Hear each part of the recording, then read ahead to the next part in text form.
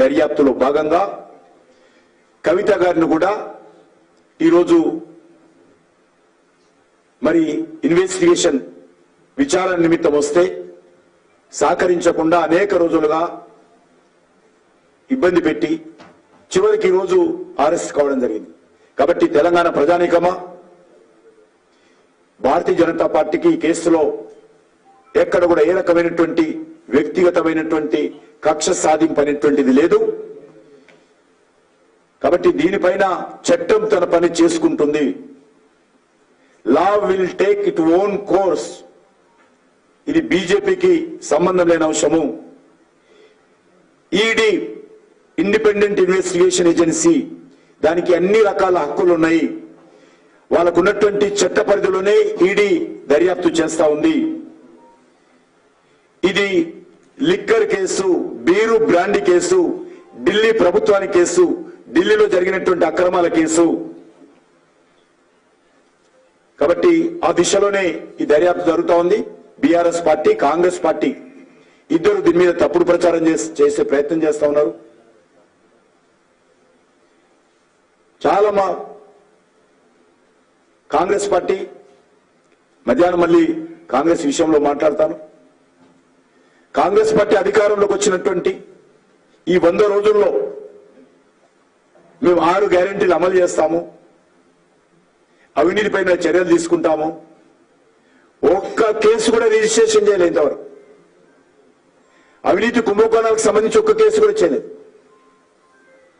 మళ్ళీ ఇంకా కాంగ్రెస్ పార్టీ మంత్రులు మాట్లాడుతూ ఉన్నారు, 9 సంవత్సరాలు బీజేపీ ఏం చేసింది, కేంద్రం ఏం చేసింది. అప్పుడు ఉన్నటువంటి టీఆర్ఎస్ ప్రభుత్వమే సిబిఐ దర్యాప్తు చేయకుండా చట్టం చేసి తెలంగాణలో సిబిఐ దర్యాప్తు చేయడానికి వీలేదని చెప్పి చట్టం చేశారు. అప్పుడు కాంగ్రెస్ పార్టీ ప్రతిపక్షంలో ఉన్నప్పుడు ఉత్తరం రాసింది ఢిల్లీకి, కాళేశ్వరం మీద దర్యాప్తు చేయండి అని చెప్తే ఆ రోజు మేము మళ్ళీ కాంగ్రెస్ పార్టీకి ఉత్తరం రాశాము. తెలంగాణ రాష్ట్ర ప్రభుత్వము సిబిఐ దర్యాప్తుకు అంగీకరించడం లేదు, కాబట్టి మేము చేయడానికి వీలేదని కాంగ్రెస్ పార్టీ ఉత్తరం రాశాం. ఈ రోజు 100 సంవత్సరాలు అయింది కదా, సిబిఐ దర్యాప్తు చేయాలని 100 రోజులు అయింది కదా. ఈ 100 రోజుల్లో మరి సిబిఐ దర్యాప్తుకు ఎందుకు కాంగ్రెస్ పార్టీ ప్రభుత్వం, ముఖ్యమంత్రి రేవంత్ రెడ్డి ముందుకు రావడం లేదో తెలంగాణ ప్రజలకు చెప్పాలి. ఈ 100 రోజులు తూతూ మంతరంగా 6 గ్యారెంటీలు అమలు చేశారు. ఎక్కడంటే ఫ్లెక్సీలలో కనిపిస్తుంది. ఫ్లెక్సీలలో ఇండ్ల ఫోటోలు వేసి ఆ పేద ప్రజలందరికీ ఇండ్లు. హైదరాబాద్ లో మెట్రో ట్రైన్ పక్కన మరి రేవంత్ రెడ్డి నిలబడతాడు. అన్ని రకాలుగా ఈరోజు ప్రచారం చేస్తున్నటువంటి ఖర్చు కూడా, ఆ ప్రచారం కోసం చేస్తున్నటువంటి ఖర్చు కూడా ఆ పథకం మీద ఇంతవరకు ఖర్చు పెట్టలేదు. కానీ విస్తృత స్థాయిలో ఈరోజు ప్రచారం చేసుకుంటున్నారు. తెలంగాణ ప్రజలు అన్ని గమనిస్తున్నారు. ఈ రాష్ట్ర పరిస్థితి ఏంటో తెలంగాణ ప్రజలు వచ్చేటువంటి పార్లమెంట్ ఎన్నికల్లో కూడా స్పష్టంగా మరి సందేశం ఇవ్వబోతా ఉన్నారు. కాబట్టి నేను మరొకసారి మనవి చేస్తా ఉన్నాను, రాష్ట్రంలో ఉన్నటువంటి విద్యావంతులు, మేధావులు, బడుగు బలైన వర్గాల ప్రజలు భారతీయ జనతా పార్టీలో చేరాల్సిందిగా ఆహ్వానం పలుకుతా ఉన్నారు. నరేంద్ర మోడీ గారి నాయకత్వంలో దేశంలో హ్యాట్రిక్ ప్రధానమంత్రిగా మరొకసారి ఆయన ప్రధానమంత్రి నేతృత్వంలో దేశ అభివృద్ధి కోసం, దేశ గౌరవాన్ని పెంచడం కోసం ఆయనకు అందరూ కూడా ఆశీర్వదించాల్సిందే కోరుతా ఉన్నాను. మోడీ కుటుంబంలో అందరూ కూడా సభ్యులుగా చేరాలని కోరుతా ఉన్నాను. ఈరోజు వరంగల్ నుంచి వచ్చినటువంటి మిత్రులు అనేక మంది చేరారు. భారతీయ జనతా పార్టీ ప్రపంచంలో అతిపెద్ద రాజకీయ party, biggest political party in the world, Guinness record చేరినటువంటి పార్టీ. అటువంటి పెద్ద పార్టీ, పెద్ద కుటుంబంలో మీరందరూ ఈరోజు సభ్యులుగా చేరినందుకు మీ అందరికీ స్వాగతం పలుకుతా ఉన్నాను. వరంగల్ జిల్లాలో చాలా సంతోషం ఏంటంటే ముఖ్యమైన నాయకులు అందరూ వచ్చారు. ఈరోజు అందరూ వచ్చారు.